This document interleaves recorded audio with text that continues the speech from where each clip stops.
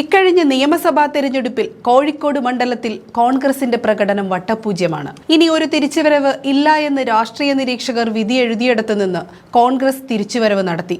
തദ്ദേശ തിരഞ്ഞെടുപ്പിൽ ജില്ലയിൽ മികച്ച പ്രകടനം നടത്തിയ കോൺഗ്രസ് നിയമസഭാ തിരഞ്ഞെടുപ്പിലും വിജയത്തിൽ കുറഞ്ഞതൊന്നും ലക്ഷ്യമിടുന്നില്ല. സ്ഥാനാർത്ഥി നിർണയത്തിൽ ഉൾപ്പെടെ റിസ്ക് എടുക്കാൻ കോൺഗ്രസ് നേതൃത്വം തയ്യാറല്ല. കോൺഗ്രസ് മത്സരിക്കുന്ന മണ്ഡലങ്ങളിലേക്കുള്ള സ്ഥാനാർത്ഥി പട്ടിക ഉടൻ KPCC കോർ കമ്മിറ്റിക്ക് കൈമാറും. ഒന്നിലധികം സ്ഥാനാർത്ഥികളുടെ പേരുകൾ എല്ലാ മണ്ഡലത്തിലും പരിഗണനയിലുണ്ടാകും. മുതിർന്ന നേതാക്കൾ ഉൾപ്പെടെ പട്ടികയിലുണ്ടാകുമെന്നാണ് സൂചന. കുറഞ്ഞത് 5 സീറ്റുകൾ ഇക്കുറി കോൺഗ്രസ് ജയം ലക്ഷ്യം വെക്കുന്നുണ്ട്.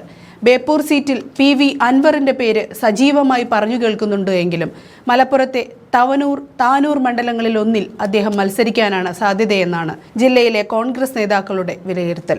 അങ്ങനെയെങ്കിൽ ബേപ്പൂർ കോൺഗ്രസ് സ്ഥാനാർത്ഥി തന്നെയാകും. KPCC അംഗം ആദം മുൻസിക്കാകും പ്രഥമ പരിഗണന. കൂടാതെ കോർപ്പറേഷനിലെ കഴിഞ്ഞ തവണത്തെ കൗൺസിൽ പാർട്ടി നേതാവായ KC ശോഭിതയുടെ പേരും ഉയർന്നു കേൾക്കുന്നുണ്ട്. പ്രാദേശിക നേതാക്കളിൽ നിന്ന് സ്ഥാനാർത്ഥി എന്ന തീരുമാനത്തിലെത്തിയാൽ DCC general secretary K Suresh കുമാറിന്റെ പേരിനാണ് മുൻതൂക്കം. കോഴിക്കോട് നോർത്ത് മണ്ഡലത്തിൽ KPCC ജനറൽ സെക്രട്ടറി വിദ്യാ ബാലകൃഷ്ണനെ സ്ഥാനാർത്ഥിയാക്കാനാണ് ഉദ്ദേശം. KPCC രാഷ്ട്രീയകാര്യ സമിതി അംഗം N Subramanian, general secretary K Jayanth, youth Congress ദേശീയ ജനറൽ സെക്രട്ടറി KM അഭിജിത്ത് എന്നിവരും പരിഗണനയിലുണ്ട്. കഴിഞ്ഞ തവണ മാണി C കാപ്പന്റെ പാർട്ടിക്ക് നൽകിയ ഏലത്തൂർ സീറ്റ് ഇത്തവണ കോൺഗ്രസിന് ലഭിച്ചാൽ KPCC അംഗം KP ബാബു, യൂത്ത് കോൺഗ്രസ് സംസ്ഥാന general secretary Vaishal Kallat, KSU സംസ്ഥാന ജനറൽ സെക്രട്ടറി സനോജ് കരുവട്ടൂർ, ദേശീയ കർഷക തൊഴിലാളി ഫെഡറേഷൻ സംസ്ഥാന പ്രസിഡന്റ് UV ദിനേശ് മണി എന്നിവരെ പരിഗണിച്ചേക്കും. കൊയിലാണ്ടിയിൽ കോൺഗ്രസ് മുല്ലപ്പള്ളി രാമചന്ദ്രനെ സജീവമായി പരിഗണിക്കുന്നുണ്ട്.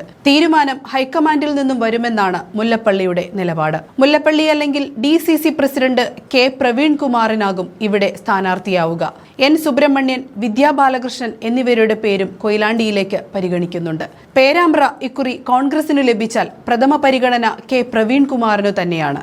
KPCC secretary Sathyan Kadiyangad, UDF ജില്ലാ chairman K Balanarayanan, PK Ragesh എന്നിവർക്കും സാധ്യതയുണ്ട്.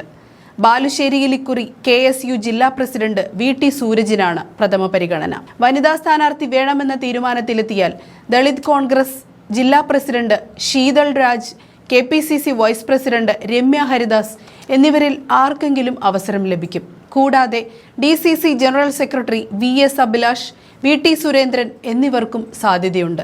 നാദാപുരത്തും മുല്ലപ്പള്ളിയുടെ പേര് കേൾക്കുന്നുണ്ടെങ്കിലും അദ്ദേഹം കൊയിലാണ്ടി തെരഞ്ഞെടുക്കാനാണ് സാധ്യത.